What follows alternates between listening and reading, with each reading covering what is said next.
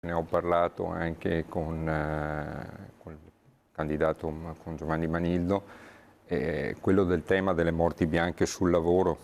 non solo giovani ma anche, e qua in Veneto anche e soprattutto, è inaccettabile sotto tutti i punti di vista. È un problema che ovviamente va affrontato dalla parte dei controlli, dal lato Spisal ovviamente sappiamo bene che siamo carenti,